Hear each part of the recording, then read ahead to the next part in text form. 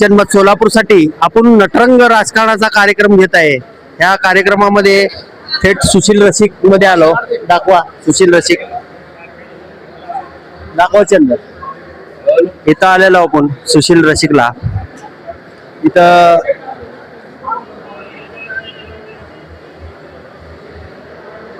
आलेलो आपण. इथं समोर देवेंद्र कोटे यांची यांच्या घरचे तिथं आहेत आणि आपण त्यांच्याकडे जाणार आहोत आणि त्यांना विचारणार आहोत, मला सांगा ताई, खूप नवऱ्यासाठी झटलाव, काय होतं याच्या मागचं? नवरा म्हणून नाही, एक भाजप म्हणून मी झटले. कमळ हे माझ्या समोर होतं. आधीपासून मी भाजप प्रेमी आहे हे माहित आहे. लहान असतानापासून वल्ल्या साहेब, मालक, बापू सगळे येत होते माझ्या समोर. फक्त कमळ होता आणि फडणवीस साहेब होते. मला सांगा, तुम्ही सगळीकडे फिरलात, त्या लोकांचं म्हणणं काय होतं देवेंद्र कोटे यांच्याविषयी? मी जेव्हा विधानसभेला फिरले होते तेव्हा कसं दादांचं खूप नाव झालं होतं आणि लगेच त्यांनी 147 क्रोडचा निधी आणले होते. मग ते सगळं रस्ता वगैरे समोर आमच्या करत होते. सर त्यांना सांगितले, बघा दादा केलेले काम आहेत. दादा म्हणले की सगळ्यांच्या चेहऱ्यावर पॉझिटिव्ह, असं लोकांचं म्हणून नाही. दादा म्हणले की हा आम्ही ह्यांना घालतो, असं पॉम्पलेटवर बघत होते दादांचा फोटो, ह्यांना घालतो आम्ही असं म्हणायचे सगळे.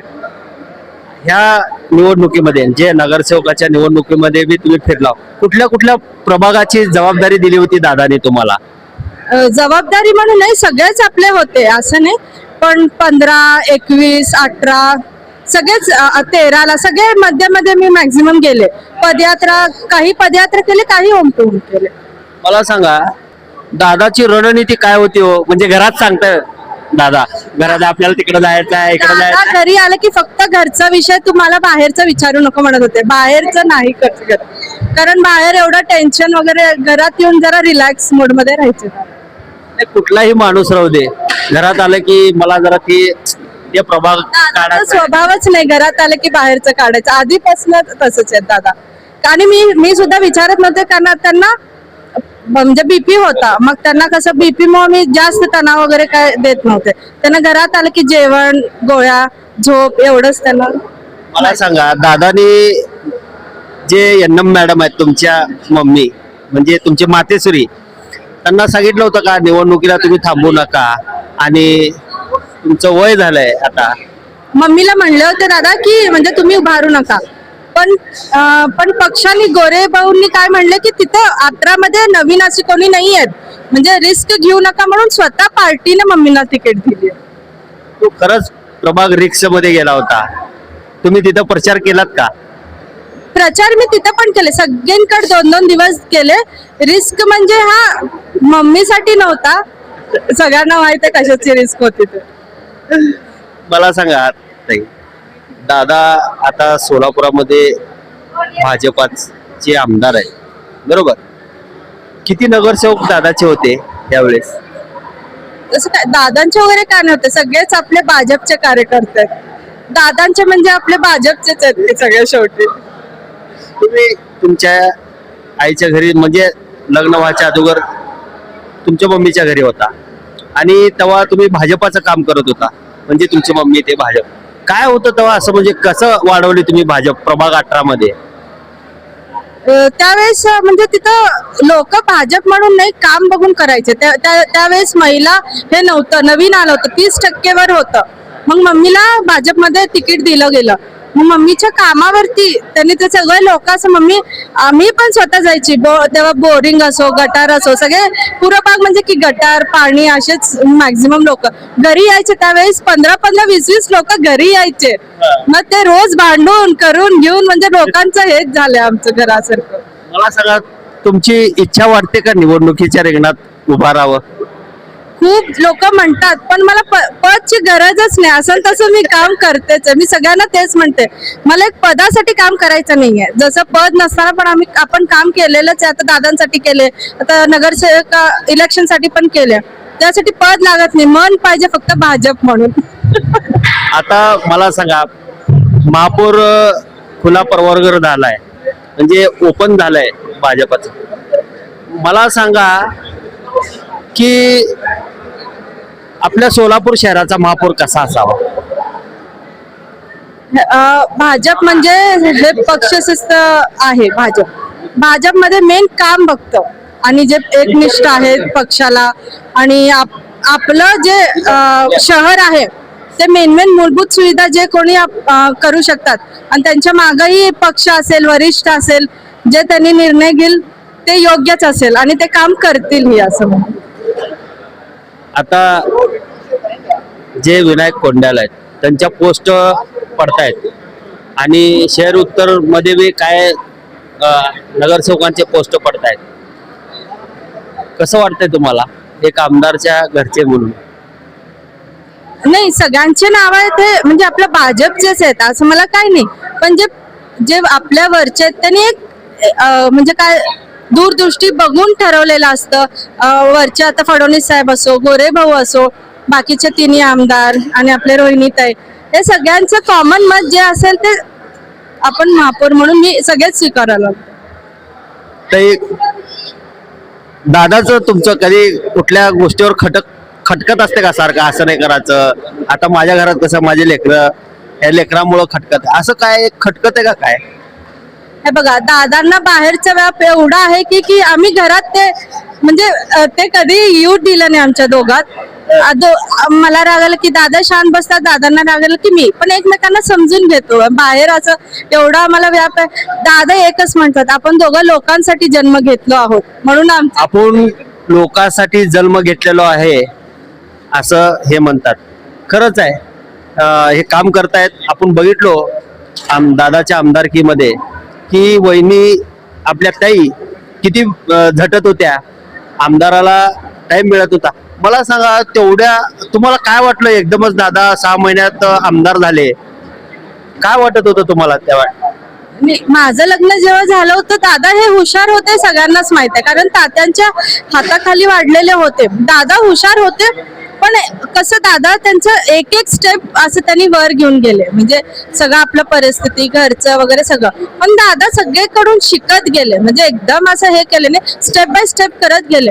आणि हे दादांचं मला माहित होतं की कुठलंही काम केलं त्यांनी पूर्ण केल्याशिवाय जिद्द सोडत नसतात दादा. असं आहे, म्हणजे कुठलंही असो, म्हणजे ह्यांना आणायचंय तर आणायचं, त्यांना काम करायचं असेल तर कुठला रोड नाही चालू झालं की त्याच्या मागं पाठपुरवठा करायचा. तिथं लाईट नसेल, साधं एक पाणी 10-15 मिनिट उशीर आलं तर पण दादा त्यांना फोन करून का 15 मिनिट उशीर आलं. हे छोटे छोटे जे कामं करायचे ना ते मला खूप आवडायचं की लोकांचं त्यांना स्वतःच वाटायचं समस्या.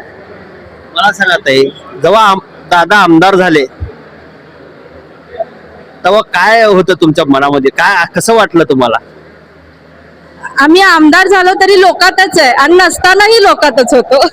परत काय नाहीच आहे. फक्त एवढंच की आपल्याला जे एक्स्ट्रा निधी मिळतं ते लोकांना जास्त मदत होईल तेवढंच. दादा काय म्हणतात, आपण फक्त निमित्त आहोत हे आमदारीचं, देवाने दिलेलं आहे, मग आपण जास्त प्रोव्हाइड करावं लोकांना, तेवढंच आपण माध्यम आहे, बाकी काय नाहीये. मला सांगा, ज्याचं नाव मोठं असते त्याचं विरोधक बी भरपूर असते. आता तुम्ही बघायला लागला किती विरोधक आहेत. तुम्ही दादाची एक बायको म्हणून तुम्हाला काय वाटतंय? हे बघा, कुठलाही महापुरुष होताना त्यांना त्रास होतच असतो. आता शिवाजी महाराज असो, त्यांनाही विरोधक होतेच. एक चांगलं काम करणाऱ्या नेत्यांना हे विरोधक असणारच, हे स्वीकारूनच आपल्याला पुढे जावं लागतं. हे दादा नेहमी सांगतात आणि मलाही माहित आहे की पुढे जाताना आपले विरोधक वाढतात, हे आम्ही स्वीकारूनच पुढे जात असतो. म्हणून आम्हाला काही एवढं मनाला लागत नाही. ते म्हणजे स्वतःच वैयक्तिक म्हणून नाही, ते पदाला त्यांनी हे नावं ठेवत असतात जे काय असेल. मला सांगा, तेच आपण कॉमन असेल तर का नावं ठेवतात तसं आहे. मला सांगा, महेश अण्णाजी तुम्हाला आठवण येते का हो? मला महेश अण्णा म्हणजे एक मुलगी सारखं बघायचे आणि मी किती घरात असेल त्यांनी मी त्यांचा आशीर्वाद घेतल्याशिवाय कुठं बाहेर, त्यांनी आल्या हॉलमध्ये बसायचे. मला आत्ताही ते खुर्ची बघून महेश अण्णांची आठवण येते की ते वाकलं जातं म्हणजे त्यांच्या पायापाशी, आणि खरंच मला त्यांची खूप आठवण येते. काय भासतीये आम्हाला आता. एक आठवण सांगा बघू अण्णाची कुठली तर एक. आमच्या घरात कुठलंही पूजा असेल तर अण्णांसाठी थांबायचो. आता पण कुठलं पूजा असेल तर अण्णा येत आहे असंच भासतो आम्हाला. म्हणजे आता कुठलंही तर रसिक मध्ये पूजा, घरातले महालक्ष्म्यांच्या पूजा मोठ्या आहेत म्हणून आम्ही त्यांचे वाट बघत बसायचो ना. आताही तसंच होतं. म्हणजे अण्णा देवदर्शन भरपूर करत होते, तसंच त्यांच्या पाठोपाठ आता देवेंद्र कोटे. देवेंद्र कोटेचा आवडता देव कुठला? श्री स्वामी समर्थ. श्री स्वामी समर्थ महाराजांना देवेंद्र कोटे मानतात. आणि मला सांगा, अक्कलकोटला तुम्ही नवरा बायको दोघ जण किती वेळा जाऊन आलेत? दादा तर दर पौर्णिमालाच जातात. एव्हरी पौर्णिमा आम्ही असं मी प्रसंग बघून जात असते दादांसोबत. आणि दादा नवसही खूप केला. दर 12 वर्ष गुरुवारी मौन व्रत करायचे, उपवास करायचे दादा. त्यांच्या खूप त्यांनी म्हणजे मनापासून भक्त आहेत. मला सांगा, देवेंद्र कोटे हे मौन पाळत होते गुरुवारी, बरोबर? आता पाळत नाहीत. दादा जेव्हा अण्णा वारले पहिल्यांदा पालकमंत्री साहेब घरी आले होते आणि सगळे आपले बैठका जे असतात मंत्रीपदचे वगैरे आपल्या डीपीडीसीचे बैठका गुरुवारी लागायचे. आणि सगळे लोक म्हणायचे आता तुम्ही स्वतःसाठी नाही लोकांसाठी जगत आहात, लोकांसाठी आवाज उठवायला पाहिजे म्हणून तुम्ही गुरुवारी बोला, असं लोकांचीच आग्रह होती. आणि गोरे साहेब सगळे म्हणले होते तुम्ही तुमच्यासाठी उठवत नाहीये, लोकांसाठी तुमचं माध्यम आहे. म्हणून दादा काय केले मग नंतर देवयज्ञ म्हणून जे आहे लोकांची समस्या हे सगळे गुरुवारी ठेवायला चालू केलं. म्हणजे ते एक सेवा केल्यासारखं होतंय. म्हणजे स्वामी महाराजांना मानतात म्हणून गुरुवारी जनतेचे कामं होतात असं त्यांना सुद्धा वाटतंय, म्हणून ते स्वामी महाराजाचे भक्त आहेत. मला सांगा ताई, तुमचे वडील का बरं निवडणुकीमध्ये उभारले नाहीत आणि महापौर मॅडमलाच उभा केलं? मी म्हणलं होतं ना आधी 30% महिला आरक्षण होतं, मग तेव्हा मम्मीला तिकीट दिलं गेलं आणि मम्मी जसं नगरसेवक होत गेली नेक्स्ट टाइम पण तसंच आलं. मग पप्पा काय बॅक बी कर्टन म्हणून आहेतच त्यांच्यासोबत, पण मम्मीला कसं सवय झाली होती सगळ्यांना. आणि 30% महिला कोण नव्हते त्या म्हणजे प्रभागात, म्हणून मम्मीच उभा राहिली होती. महापौर कोटे गटाचा असावा असं वाटतंय का? तर कोठे नाही, मी म्हणलं मला बाहेर हवं काय कोठे म्हणून कोणी असे तरी आम्ही स्वीकारणार. कोणी असेल तर महापौर स्वीकारणार असं ताई म्हणतात. काय सांगाल सोलापूरकरांना कशाबद्दल? महापौर बद्दल?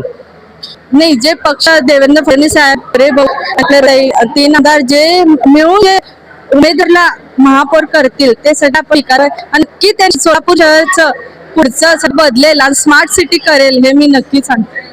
धन्यवाद ताई. अजून एक प्रश्न राहिला.